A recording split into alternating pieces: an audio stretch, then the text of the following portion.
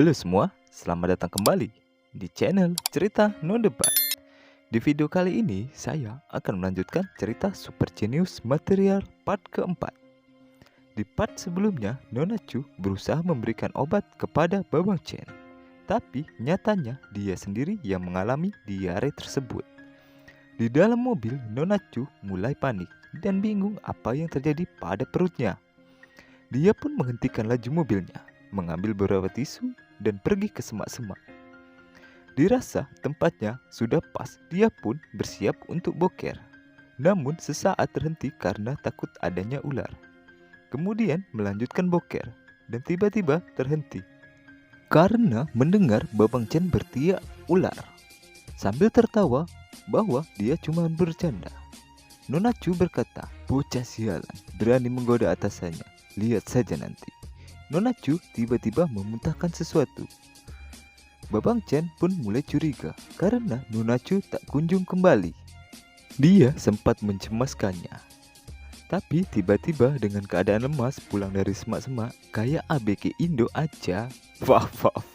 Nona Chu meminta untuk dipanggilkan ambulan dan kemudian terjatuh. Babang Chen pun mengetahui masalahnya. Dan tidak mungkin ada rumah sakit yang mampu menangani gejala virusnya. Dia pun berpikir, ini semua ulahku. Tidak mungkin dia tidak bisa kutangani. Ketika Babang Chen ingin mengambil virusnya, anehnya virusnya menolak dan telah bermutasi ke level 2. Babang Chen pun berniat membunuhnya. Tapi sebelum itu dia harus mengeluarkannya terlebih dahulu. Babang Chen berhasil mengeluarkannya. Dan virus pun berubah menjadi besar, yang terlihat seperti kotoran.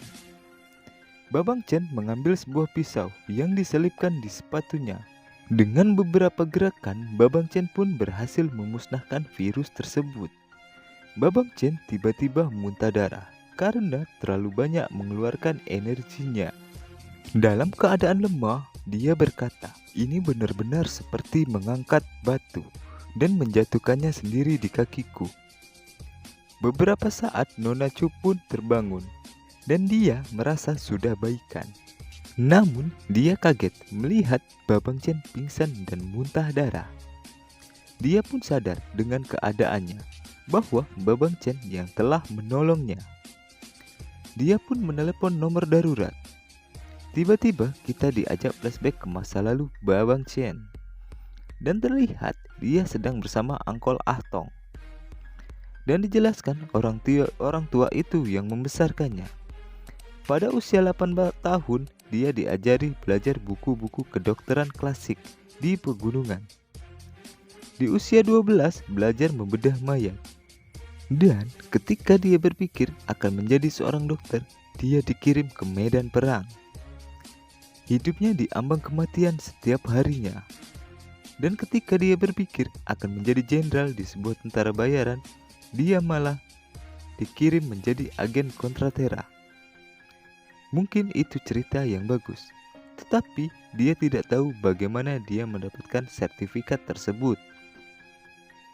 Babang Chen ditinggalkan sebuah kotak kayu, yang mana itu bisa dibuka jika dia telah menerobos batasannya sendiri.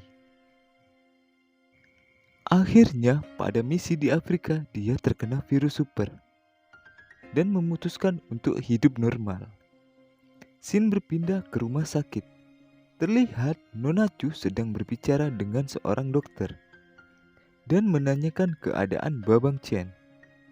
Diketahui Babang Chen cuma kelelahan dan tidak terjadi sesuatu yang buruk. Nona Chu pun tidak percaya dengan apa yang ia dengar, karena dia merasakan sendiri rasanya diambang kematian. Namun tiba-tiba dia menariknya kembali dari garis kematian dengan cara yang sangat luar biasa. Babang Chen tiba-tiba terbangun dan dia merasakan sesuatu yang berbeda di tubuhnya. Meridiannya terbuka, batas yang belum ia bisa tembus selama bertahun-tahun akhirnya terdobrak secara kebetulan. Dia merasakan kekuatan berkembang 3 kali lipat dan merasa dapat membuka kotak peninggalan Pak Tua Uncle Ah Tong.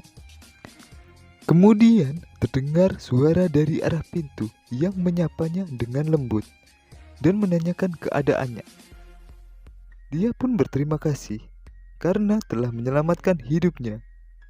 Dengan muka konyol, Babang Chen berkata, "Tidak perlu berterima kasih, mungkin ada sesuatu yang lebih enak dari itu." Nona Chu pun menanyakan maksudnya. Babang Chen dengan muka melas berkata bahwa dia baru sadarkan diri dan melihat kalender. Begitu banyak membolos, pasti gajinya akan dipotong, bahkan dipecat. Nona Chu pun memberi penjelasan, kalau masalah kantor, Babang Chen tak perlu memikirkannya. Biar Nona Chu yang mengurusnya dan akan menanggung semua biaya rumah sakit, bahkan menaikkan gajinya. Setelah perdebatan yang cukup panjang, akhirnya Babang Chen memutuskan untuk pulang lebih cepat. Dia bermaksud pasti ada biaya rumah sakit yang tersisa. Dan akhirnya Babang Chen pun pulang dengan uang kembalian dari rumah sakit yang diberikan Nona Chu kepadanya. Babang Chen pun akhirnya pulang dan pamit kepada Nona Chu. Di rumah, Babang Chen mencari kotak peninggalan Uncle Atong. Dan terlihat itu dibuat untuk ganjil lemari. Segera ia pun mengambilnya. Dan saat dibuka, isinya sebuah surat. Spontan Babang Chen pun melemparkannya karena merasa itu bukan sesuatu yang ia harapkan. Kemudian ia membuka kulkas untuk meminum Coca-Cola kesukaannya. Sambil bergumam kesal kepada Uncle Atong, namun tiba-tiba dia dikagetkan dengan suara yang tiba-tiba terdengar tidak asing. Pas dia toleh, ternyata gurunya berkata, "Hei bocah, sudah lama kita tidak bertemu. Saat kau melihat ini, aku pasti sudah mati. Aku tahu kau sangat kesal kepadaku. Tapi tak apa, aku sudah terbiasa mendengar ocehanmu." Babang Chen menyadari bahwa pasti ada sebuah tujuan dia mengatakan hal itu. Pak tua pun kembali berkata,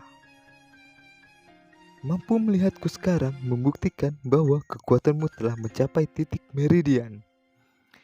Itu bisa berarti baik dan buruk. Sebagai murid yang paling kubanggakan, ada beberapa hal yang perlu kau ketahui.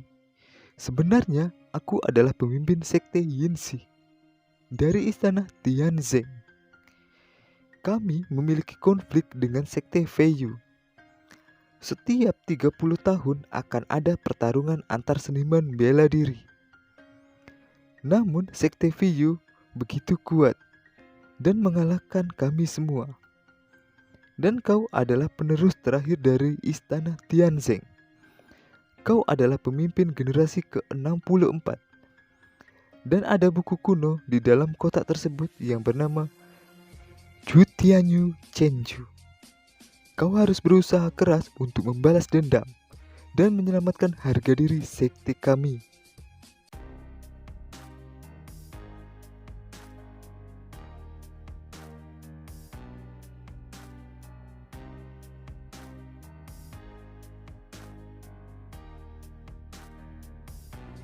"Aku mengenalmu dengan baik, dan untuk mencegahmu kabur, aku menyembunyikannya darimu. Jika kau tidak mampu menguasai teknik itu, hidupmu cuma akan bertahan 10 tahun lagi." Mendengar hal itu, Babang Chen pun speechless. "Selama kau berlatih keras, kau akan berada di puncak." Babang Chen pun bergegas mengambil buku tersebut dan mulai membaca dan mempelajarinya.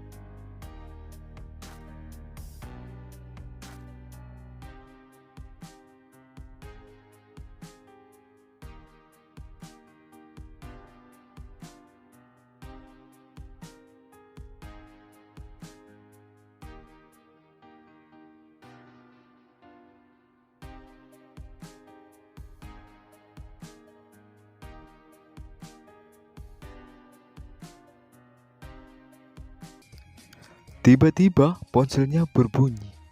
Terdengar Nona Chu sedang ngomel karena dirinya tak kunjung masuk kantor. Dengan jurus fuckboy, dia pun mulai merayu Nona Chu dan bilang akan mengajaknya makan malam. Nona Chu pun menerimanya, tetapi dia mau makan di tempat yang mahal. Mendengar itu, Babang Chen pun pucat karena dia hanya bujang buntu dan langsung mematikan panggilannya. Tiba-tiba ponselnya berbunyi lagi. Babang Chen pun berpikir bahwa Nona Chu akan membatalkan acara makan malamnya. Tetapi seketika raut wajahnya pun serius karena mendengar bahwa Nona Sun, anak Mamang Roti, disandra oleh bara begundal. Mendengar hal itu, Babang Chen pun langsung OTW ke tempat yang telah diberitahu. Si bos pun memerintahkan anak buahnya untuk bersiap bahwa dia akan datang dan kita akan lanjut di part selanjutnya. Jangan lupa like, comment, share, and subscribe agar channel ini lebih maju. Jika ada salah kata dalam ejaan asing mohon dimaklumi. Salam cerita no debat.